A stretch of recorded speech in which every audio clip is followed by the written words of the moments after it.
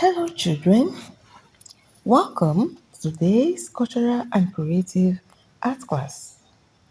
Welcome to today's cultural and creative art class.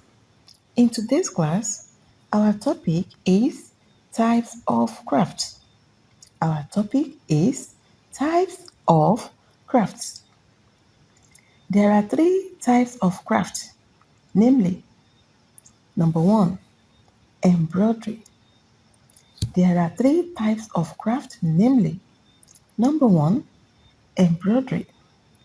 Number two, craft in the home. Number two, craft in the home. Number three, drawing of craft items.